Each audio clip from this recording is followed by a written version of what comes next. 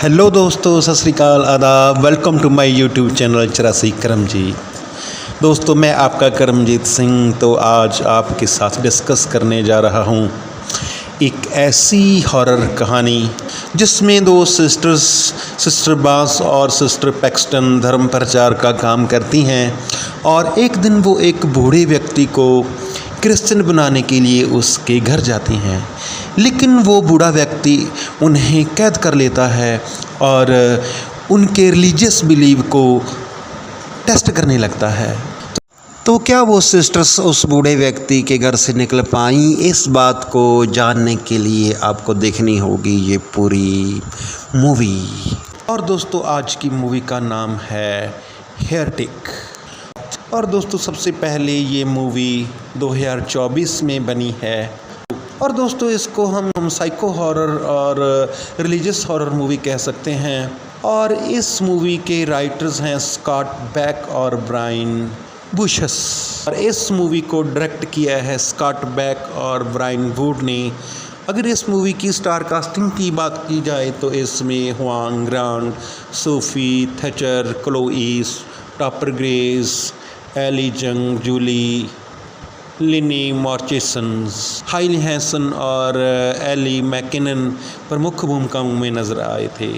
और दोस्तों, इस मूवी की IMDb रेटिंग है 5.3 आउट ऑफ 10। अगर इस मूवी की टाइमिंग की बात की जाए तो इस मूवी की टाइमिंग है 1 घंटा 52 मिनट, यानी फुल लेंथ मूवी है। और दोस्तों, इस मूवी की खास बात है हुआंग ग्रांट की दमदार एक्टिंग ने इस मूवी को एक ख़ास मूवी बना दिया है। विलन का किरदार करते हुए भी उनके किरदार को लोगों द्वारा खूब प्रशंसा मिली। दोस्तों, शुरू करते हैं मूवी की स्टोरी को। मूवी की शुरुआत में हमें दो सिस्टर्स दिखाई जाती हैं, सिस्टर बांस और सिस्टर पैक्सटन। दिखने में तो ये सिस्टर्स की तरह लगती हैं, यानी इनका रास्ता धर्म का होता है, लेकिन इनकी बातों से हमें ये आभास होता है कि ये इतनी गंदी बातें करती हैं कि कोई भी शर्मा जाए। और उनका रोज़ाना का यही काम है, वो लोगों को मिलती हैं और उनको जीसस की कहानियाँ सुनाती हैं, लेकिन उनको इस तरह के लोग बहुत कम मिलते हैं जो उनकी बातों पर ध्यान दे सकें और विश्वास करें। एक दिन उन्हें कुछ लड़कियां मिलती हैं जो कि उनकी बातों का मजाक बनाती हैं, जिससे वो बहुत ही निराश हो जाती हैं, लेकिन उनका काम ही यही था। उनको यही सिखाया गया था कि उनके साथ कुछ भी हो, लेकिन उन्हें अपने धर्म पर चलना है। उसी एरिया में मिस्टर रीड का घर था, जिसने उनके चर्च के बारे में लिखा था कि वो क्रिश्चियन धर्म में इंटरेस्टेड हैं। तभी सिस्टर बांस और पैक्सटन सोचती हैं कि क्यों ना मिस्टर रीड से मिला जाए। इसके बाद वो घूम फिर कर मिस्टर रीड के घर चली जाती हैं, लेकिन दूसरी तरफ मौसम भी ख़राब हो चुका था। वो अपनी साइकिल्स उसके घर के मेन गेट पर खड़ी करके दरवाज़ा नॉक करती हैं। कुछ समय के इंतज़ार के बाद उन्हें मिस्टर रीड मिलते हैं। वो वहीं पे उन्हें क्रिश्चियनिटी के बारे में बताना शुरू कर देती हैं। तभी मिस्टर रीड देखता है कि वो दोनों भीग रही हैं और वो उन्हें अंदर आने के लिए कहता है, लेकिन सिस्टर बांस इस बात के लिए राज़ी नहीं होती और वो मिस्टर रीड से पूछती है कि क्या उनकी पत्नी घर पे है। अगर है तो तभी वो घर के अंदर आएंगी। असल में वो मिस्टर रीड को घर में अकेले देखकर घबरा रही थीं। रीड उन्हें बताता है कि उसकी पत्नी घर पर ही है। जब उसकी तसल्ली हो जाती है तो वो दोनों बात करने के लिए रीड के घर के अंदर चली जाती हैं। मिस्टर रीड उन दोनों की भीगी हुई जैकेट्स सुखाने के लिए अंदर ले जाता है और कुछ समय बाद एक ट्रे में मोमबत्ती और ड्रिंक्स लेकर लौटता है। इसके बाद मिस्टर रीड उन दोनों को बताता है कि वो क्यों क्रिश्चियन धर्म को अपनाना चाहता है। इसके बाद वो उन दोनों से पूछता है कि दुनिया में कौन सा धर्म एक सच्चा धर्म है, लेकिन उन दोनों के पास इस सवाल का जवाब नहीं था। फिर भी वो इधर उधर की बातें करने लगती हैं और वो कहती हैं कि उनके धर्म में ये विश्वास है कि गॉड का प्रेम असीमित है और उन्होंने मानवता की भलाई और उद्धार के लिए यीशु मसीह को इस दुनिया में भेजा और वो मरने के तीसरे दिन बाद जीवित हो उठे और उन्होंने दुनिया को ये रास्ता दिखाया कि स्वर्ग और नरक दोनों वास्तविक स्थान हैं। गॉड ने अपने बच्चों के लिए अनंत जीवन का वादा किया है और जो लोग पाप में जाते हैं वो नरक में जाते हैं और उन्हें ये सारी बातें किसी तोते की तरह रटवाई गई थीं। तभी रीड उन्हें बताता है, एक रात यीशु के पास नॉर्मन नाम की एक एंजल आई थी और वो उन दोनों को एक बुक दिखाता है जिसका नाम था द बुक ऑफ नॉर्मन और उन्हें उस बुक के बारे में भी बताता है। और ये देखकर वो दोनों सिस्टर्स खुशी में झूम उठती हैं कि अब उनका काम आसान हो चुका है, क्योंकि रीड पहले से ही उनके धर्म के बारे में बहुत कुछ जानता है। दूसरी तरफ उन दोनों को पाई की बहुत अच्छी खुशबू आ रही थी। सिस्टर बांस पाई खाने की फ्राक में थी और इसी बहाने वो मिस्टर रीड की पत्नी से भी मिल लेती। तभी मिस्टर रीड उनसे पूछता है कि गैस करो मेरी पत्नी आखिरकार कौन सी पाई बना रही है। सिस्टर पैक्सटन बताती है कि ब्लूबेरी पाई। सिस्टर पैक्सटन ब्लूबेरी पाई की खुशबू अच्छी तरह जानती थी क्योंकि ब्लूबेरी पाई उसकी फेवरेट डिश थी, लेकिन उसके बनने में अभी टाइम था। तभी तक मिस्टर रीड उन दोनों से और सवाल पूछता है, जैसे पॉलीगनी के बारे में। पॉलीगनी वो प्रथा है जिसमें एक शख्स बहुत सी पत्नियां रख सकता है, जैसे इस्लाम इस प्रथा को मानता है। वो ये भी बताता है कि इतिहास में बहुत से लोग हैं जिन्होंने इस प्रथा का विरोध किया था, जिसकी वजह से 1819 में क्रिश्चियनिटी में इस प्रथा को बंद कर दिया गया था। और वो सिस्टर्स को ये भी बताता है कि इस धर्म में और भी काले धब्बे हैं जिन्हें समय के साथ उनके धर्म से हटा दिया गया था, क्योंकि नए लोग उनके बारे में जानकर भड़क उठेंगे। फिर नए लोगों को इस धर्म में आना मुश्किल हो जाएगा। जहाँ तक सिस्टर बांस को पता था, पॉलीगनी को क्रिश्चियनिटी से इसलिए नहीं हटाया गया था कि वो एक काला धब्बा थी। उस समय पॉपुलेशन बढ़ाने के लिए एक से ज़्यादा मैरिजेस आवश्यक थीं, लेकिन वर्तमान समय में इसकी अभी कोई ज़रूरत नहीं थी, इसीलिए इसे हटा दिया गया था। लेकिन मिस्टर रीड यहीं पर नहीं रुका। उसने उन्हें चैलेंज कर दिया कि चर्च का इतिहास बस ब्रेन वॉश करने का एक तरीका है, जैसे उन दोनों का किया गया है। सिस्टर बांस के पिता एक कन्वर्टेड क्रिश्चियन थे और इस बात को मिस्टर रीड बहुत अच्छी तरह जानता था कि वो उनके जाल में कैसे फंसे और अब उनके बच्चे दूसरों को फंसाने का ठेका लिए बैठे हैं, और इसीलिए वो प्रूफ कर सकता है। मिस्टर रीड की बातें सुनकर वो दोनों बहुत हैरान थीं, लेकिन मिस्टर रीड तो उन दोनों के धर्म की पोल खोलने को तैयार था। दरअसल कुछ साल पहले मिस्टर रीड भी एक सच्चे धर्म की तलाश में था जो ईश्वर के सबसे करीब हो, और इसे जानने और समझने के लिए उसने अलग अलग धर्मों के कई प्रकार के ग्रंथों को पढ़ा था और वो ईश्वर के करीब आ तो गया और उसके अंदर भावनाएं भी उत्पन्न होने लगीं। लेकिन उसने जितने भी धर्मों के बारे में पढ़ा, मिस्टर रीड के मुताबिक वो सभी फर्जी थे, और मिस्टर रीड को आखिर में सच्चे धर्म के बारे में पता चला जो ईश्वर के सबसे करीब है, जिस पर वो सालों से काम कर रहा था। और जो भी लोगों का धर्म परिवर्तन कर रहे हैं, ये एक प्रोजेक्ट वर्क है जिसमें उन्हें धर्म बेचने को कहा गया है। ठीक उसी तरह मिस्टर रीड के पास भी एक ऐसा ही प्रोजेक्ट है जो वो आज उन दोनों सिस्टर्स के सामने प्रस्तुत करना चाहता था। हालांकि इसमें उन दोनों सिस्टर्स का कोई इंटरेस्ट नहीं था और अब वो किसी तरह मिस्टर रीड से पीछा छुड़ाने की फिराक में थी। तभी सिस्टर बांस पूछती है कि क्या हम आपकी पत्नी से मिल सकती हैं। इसके बाद मिस्टर रीड अपनी पत्नी से पूछने के लिए अंदर चला जाता है। ये दोनों कमरे में इधर उधर नज़र दौड़ा ही रही थीं कि मिस्टर बांस की नज़र वहाँ पड़ी मोमबत्ती पर पड़ती है। जब उसने मोमबत्ती को टर्न किया तो उसके होश उड़ गए। असल में उनको ब्लूबेरी पाई की खुशबू इस मोमबत्ती से ही आ रही थी, ना कि मिस्टर रीड की पत्नी ब्लूबेरी बना रही थी। इसके मायने ये थे कि मिस्टर रीड ने उनसे झूठ बोला था कि उसकी पत्नी घर पर है। इतने में मिस्टर रीड वापस लौट आता है और उन्हें पिछले कमरे में इनवाइट करता है जहां पर उसकी पत्नी उन दोनों का इंतज़ार कर रही थी। लेकिन वो दोनों घबरा जाती हैं, क्या पता वो अंदर ले जाकर उन दोनों के साथ क्या करेगा। तभी उन दोनों को चर्च से फ़ोन आ जाता है और वो दोनों वहाँ से भागने का विचार बनाती हैं। लेकिन साइकिल की चाबी तो उनके कोट में थी जो कि रीड के पास था, और साइकिल और कोट के बिना बारिश में जाना कोई आसान बात नहीं थी। लेकिन वो सोचती हैं कि साइकिल भाड़ में जाए, जान बचेगी तो साइकिल और भी मिल जाएंगे। तभी उन्हें पता चलता है कि जिस दरवाजे से वो अंदर आई थी वो अब लॉक हो चुका है और ऊपर से फ़ोन भी नहीं लग रहा था। दूसरी तरफ लाइट भी कट जाती है जिससे उनकी जान हल्क में आ जाती है। वो डरते डरते मिस्टर रीड को ढूंढने के लिए अंदर चली जाती हैं, लेकिन अंदर हर तरफ अंधेरा ही अंधेरा था।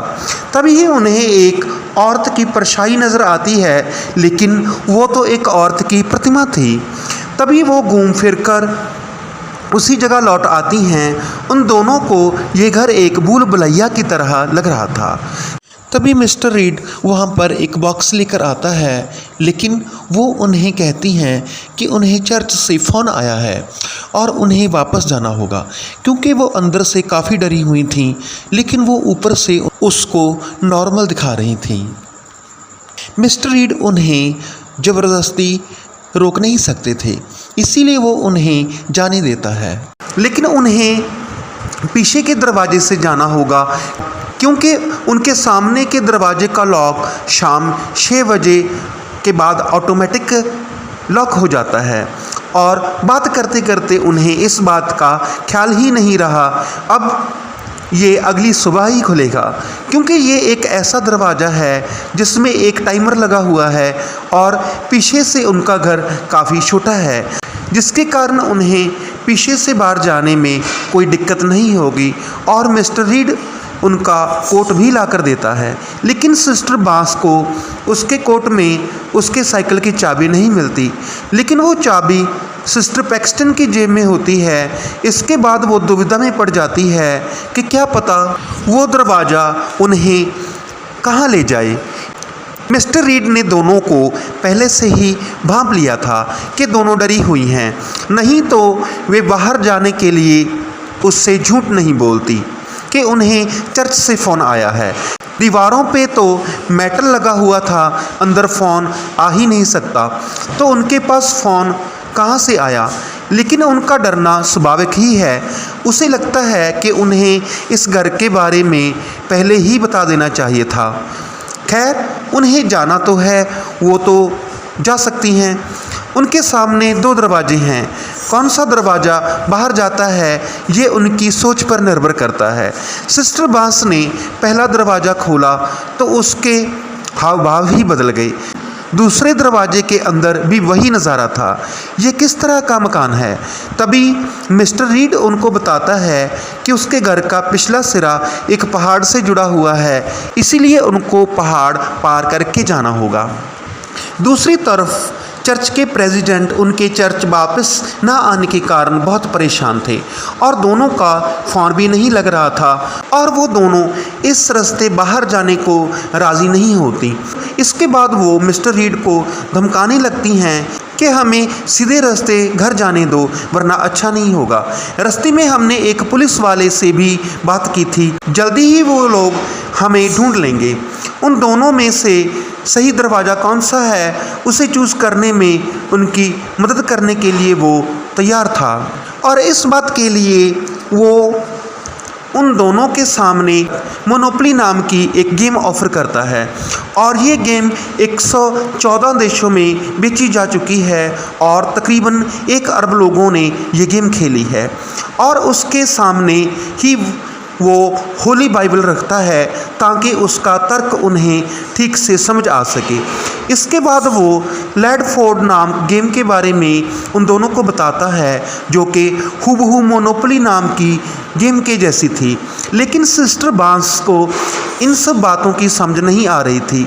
उनकी हालत से गेम का क्या संबंध है, लेकिन लेना देना था। रीड उनको बताता है कि लैंडलॉर्ड नाम गेम को एलिजाबेथ मैंगी ने बनाया था और इसके 30 साल बाद फिलाडेल्फिया के एक आदमी ने इसे मोनोपोली का नाम दे दिया। फिर उसने कुछ सालों बाद 1935 में इसे पार्कर ब्रदर्स को बेच दिया था और पार्कर ब्रदर्स हिस्ट्री के पहले गेम डिज़ाइनर बने और इन्हें सब जानते हैं। और एलिजाबेथ महंगी को कोई भी नहीं जानता, लेकिन असल में मोनोपोली गेम तो उसी ने बनाया था। ठीक इसी प्रकार जूडोलिज्म एक मोनोथिस्टिक धर्म है, उसके बाद क्रिश्चियन धर्म आया और उसके बाद इस्लाम। जूडोलिज्म के ग्रंथ में जो कहानियाँ हैं, करैक्टर्स हैं, ठीक वही करैक्टर क्रिश्चियन और इस्लाम में भी हैं। फ़र्क सिर्फ ये है कि उन कहानियों और करैक्टर्स को अलग ढंग से पेश किया गया है, ठीक मोनोपोली के नए एडिशन की तरह। इस प्रकार मोनोपोली गेम बनाने वाली एलिजाबेथ को कोई भी नहीं जानता। इस प्रकार जूडोलिज्म को मानने वाले बहुत कम लोग हैं, जबकि उसके नए एडिशंस यानी इस्लाम और क्रिश्चियनिटी काफ़ी पॉपुलर हुए। जिस प्रकार मोनोपोली के मॉडर्न एडिशन आए, उसी प्रकार बाइबल का modern edition the Book of Mormon है। सभी एक ही सोर्सेस की अलग अलग चीज़ें हैं। अब बताओ तुम लोगों को मैं अब भी अजीब लग रहा हूँ? और उसने गाना भी ऐसे ही प्ले नहीं किया था। इस गाने को 1920 में बनाया गया था, जिसकी इंग्लिश कॉपी 2017 में बनी, जो कि काफ़ी पॉपुलर हुई। जिस बैनर का ओरिजिनल गाना बनाया गया था, उसने इंग्लिश वर्जन बनाने वाले पर केस भी किया था। इन सब बातों से वो कहना चाहता था कि जो ओरिजिनल है उसके बारे में आज की पीढ़ी जानती ही नहीं है। उनके सामने पुरानी चीज़ों को नया बनाकर प्रस्तुत किया जा रहा है। तुम जो मुझे आइडिया बेचने आई हो, असल में वो बुक मार्केटिंग का हिस्सा है। जो ये धर्म अपनाएगा वो ये ग्रंथ भी खरीदेगा। दूसरी तरफ रीड के पास भी एक आइडिया है जो आज की रात वो इन्हीं बेचना चाहता है। और ये दोनों सिस्टर्स बुत बनकर रीड की बातों को सुने जा रही थी और ये रीड का ब्रेन वॉश करने आई थी, लेकिन इन दोनों का खुद का ही ब्रेन वॉश हो गया।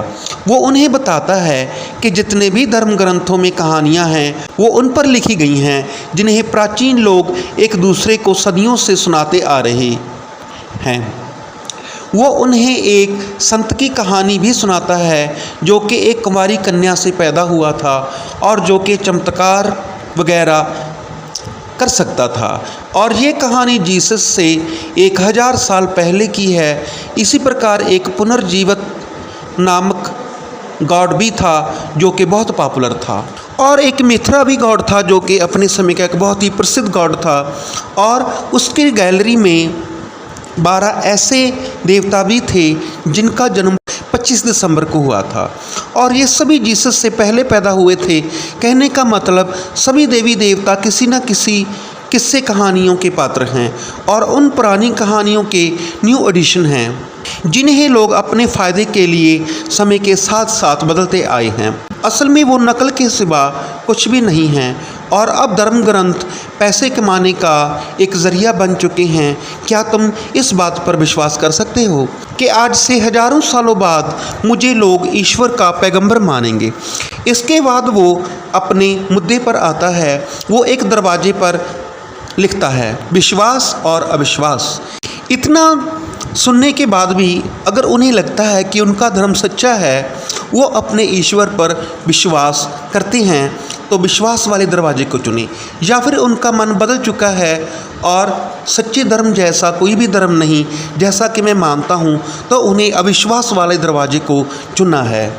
वो दोनों सिस्टर्स अब बहुत बड़ी दुविधा में थीं क्योंकि उन्हें तो किसी तरह घर जाना था आखिर वो उन्होंने अपने गॉड पर विश्वास करके विश्वास वाले दरवाजे को चुना। अभी वो कुछ सीढ़ियाँ नीचे उतरी ही थीं कि रीड ने पीछे से दरवाज़ा बंद कर दिया। वो देखती हैं कि नीचे एक बड़ा सा हॉल था जिसमें से बाहर निकलने का कोई भी रास्ता नहीं था। वहाँ पर एक दूसरा दरवाज़ा था जो कि बाहर से लॉक्ड था। अब वो इस बेसमेंट में आकर बुरी तरह से फंस चुकी थी। उन्हें समझ नहीं आ रहा था कि आखिर रीड उनसे चाहता क्या है।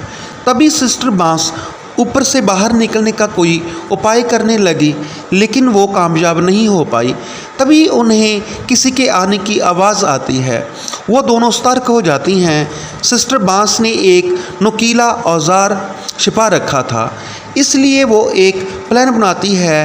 रीड सिस्टर बांस पर कड़ी निगाह रख रहा है, इसलिए सिस्टर पैक्सटन को ही उसे मारना होगा। बांस रीड को अपनी बातों में उलझाकर रखेगी।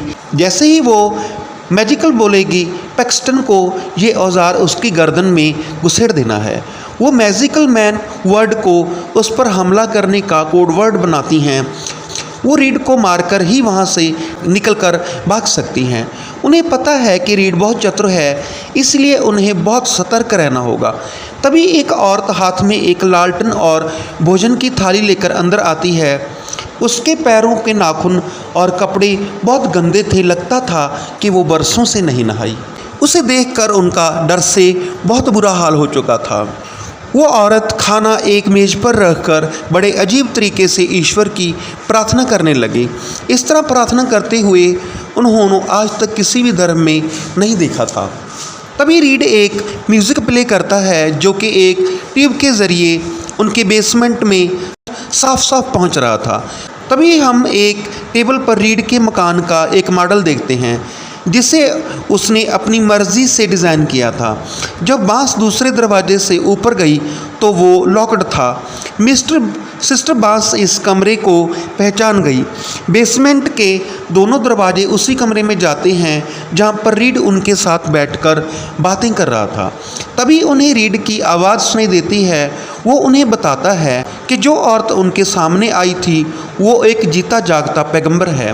वो उन्हें बताता है कि उनके कमरे में कुछ देर बाद एक चमत्कार होगा जिनकी वो गवाह बनेगी।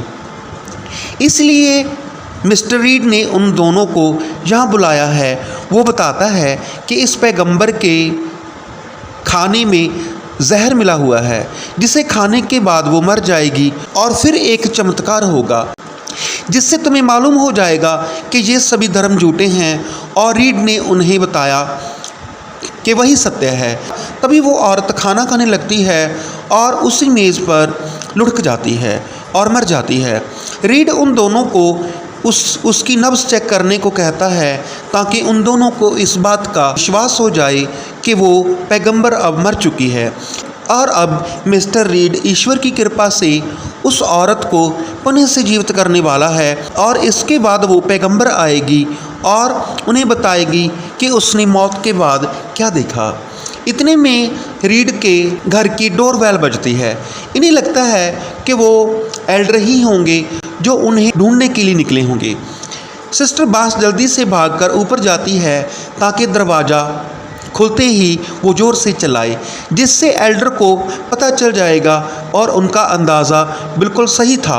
दरवाजे पर एल्डर ही थे जो कि उन्हें ढूंढने आए थे। वो दोनों एक साथ चिल्लाई तो थी, लेकिन उनकी आवाज़ अंदर ही कहीं गुम हो गई क्योंकि ये घर बिल्कुल साउंड प्रूफ था। लेकिन उन दोनों ने हार नहीं मानी और कारपेट पर एक माचिस पड़ी थी और वो उसे अपनी तरफ खींचने लगी। शायद धुआं वगैरह देखकर एल्डर को उनकी मौजूदगी का एहसास हो जाए। हालांकि ऐसा नहीं हो सका और एल्डर पूछताछ करके वापस चला गया। तभी उन दोनों के पीछे कोई आहट होती है जिसे देखकर उन दोनों की हवा टाइट हो चुकी थी और वो दोनों ज़ोर से चिल्लाती हैं क्योंकि वो पैगंबर अब जिंदा हो चुकी थी। वो पैगंबर उन्हें बताती है कि मौत के बाद उसने एक तेज रोशनी देखी थी और उसने मेरा नाम लिया, यानी ईश्वर ने मेरा नाम लिया और ये दुनिया सच नहीं है और मुझे उनके पास वापस जाना होगा। तभी वहाँ रीड आ जाता है और वो अपने पवित्र ग्रंथ को लिखने वाला था, यानी जिस सच्चे धर्म की वो तलाश कर रहा था उसकी बुनियाद वो खुद बनाने जा रहा था। और इतिहास इस प्रकार के चमत्कारों से भरा पड़ा है।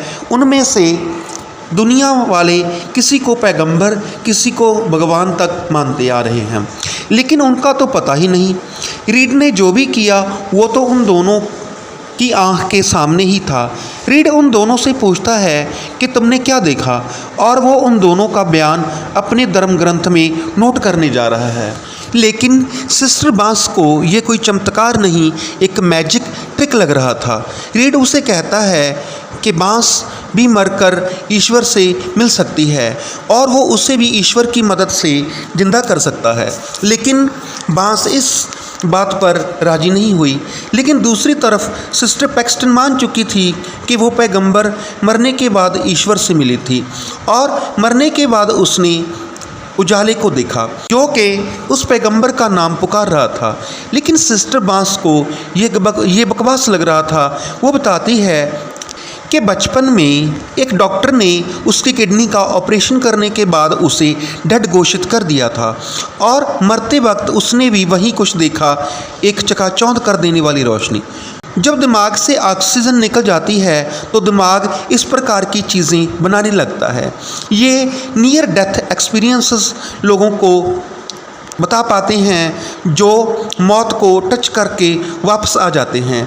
तुम नियर डेथ एक्सपीरियंसेस करवाकर लोगों को बेकार के भ्रमों में फंसा रहे हो ताकि अपने विचारों को एक सच्चे धर्म के रूप में दिखा सको।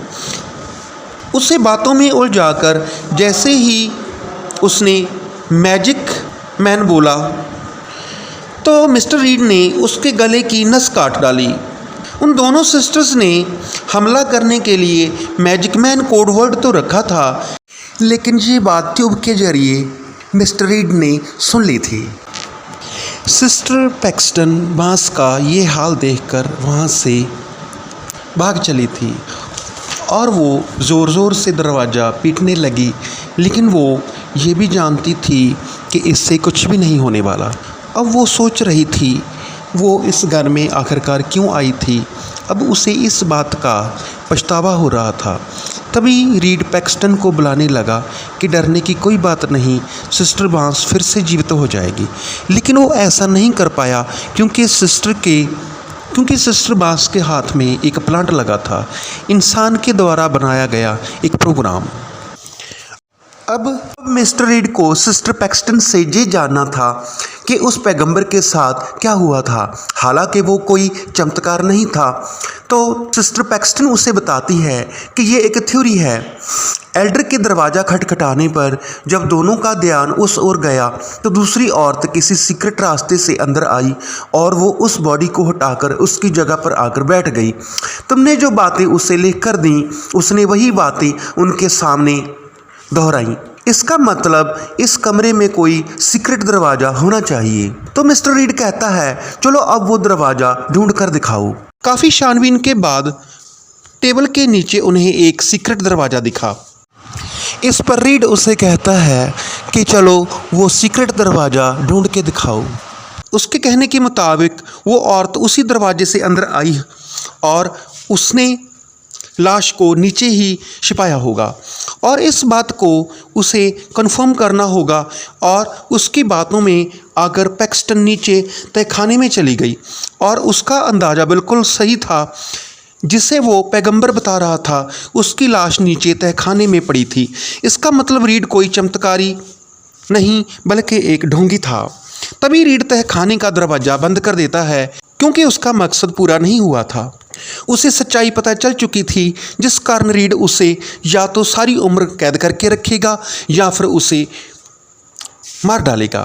पैक्सटन डरते डरते फ्लैशलाइट की रोशनी में आगे बढ़ी तो उसे एक के बाद एक कई दरवाजे मिले जिनमें अजीबोगरीब टोने टोटके का सामान पड़ा हुआ था और सिंबल भी बने हुए थे और कई धार्मिक किताबें पड़ी थी। लास्ट के दरवाजे पर पैक्सटन के साइकिल का लॉक लगा था जिसकी चाबी उसके पास ही थी। जब उसने लॉक खोला तो अंदर का नज़ारा देखकर वो डर गई। दरअसल रीड ने पिंजरे में अनगिनत औरतों को कैद करके रखा हुआ था और ये वही औरतें होंगी जिनको मिस्टर रीड की सच्चाई पता चल गई होगी।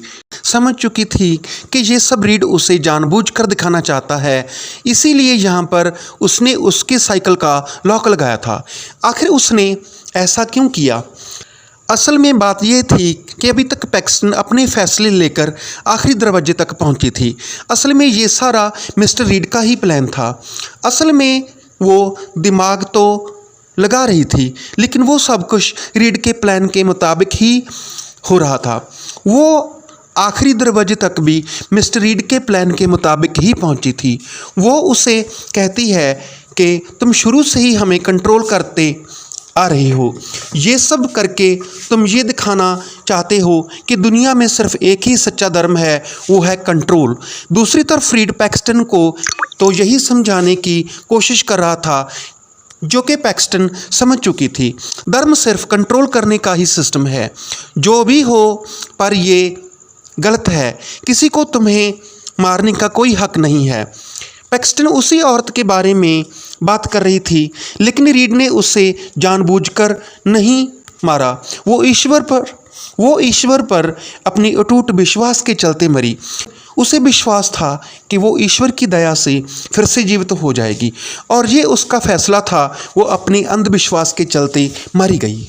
और रीड उसे ये बताता है कि ये महिलाएं इसलिए यहाँ पर कैद हैं कि उन दोनों की तरह ये औरतें भी अपने धर्म का पाखंड फैलाने के लिए उसके दरवाजे पर आई थीं, और इस लिस्ट में अब उन दोनों का नाम भी जुड़ चुका था, और अब उन दोनों का भी यही हाल होने वाला था।